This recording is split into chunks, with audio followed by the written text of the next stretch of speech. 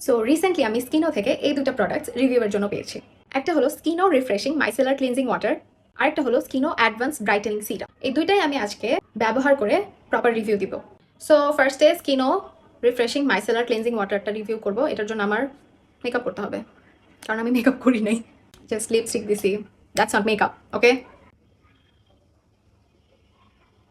করলাম কিছু একটা, although I am not so good at self makeup, but এমনিও আমার রিমুভ করতে হবে, সো ওইটাই করি। আরেকটা কথা, স্কিনো রিফ্রেশিং মাইসেলার ক্লিনজিং ওয়াটারের ইনগ্রিডিয়েন্টসটা আমি নিচে দিয়ে দিচ্ছি। এটার ইনগ্রিডিয়েন্টসে নন আয়নিক সার্ফেক্টেন্ট ইউজ করা হয়েছে, আর এই নন আয়নিক সার্ফেক্টেন্টে ইলেকট্রিক্যাল চার্জ থাকে না, এই কারণে স্কিনের ন্যাচারাল ব্যারিয়ারকে এটা কোনো ক্ষতি করবে না। কিন্তু এটাতে ফ্রেগ্রেন্স অয়েল আছে, যাদের স্কিন অনেক বেশি সেন্সিটিভ তাদেরকে আমি এটা অ্যাভয়েড করতে বলবো। কিন্তু এটা আবার অ্যালান্টয়েন আছে, যেটা সেন্সিটিভ স্কিনের জন্য ভালো, আর সাথে গ্লিসারিন আর সরবিটল আছে, যে কারণে স্কিনটা বেশি ড্রাই হবে না, স্কিন থাকবে হাইড্রেটেড এবং ময়শ্চারাইজড। এবার রিমুভ করি। আর কটন প্যাড নাই।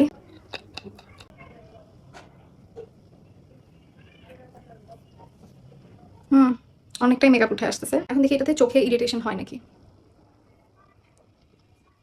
আমার চোখে ওইভাবে কোনো ইরিটেশন হয় নাই, আর মেকআপ অনেকটাই উঠে আসছে। সো মেকআপ এটা ভালোই উঠায়।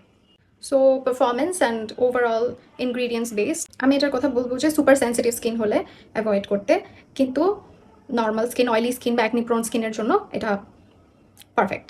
এবার পুরো মেকআপ রিমুভ করে আমি সিরামটা ইউজ করবো।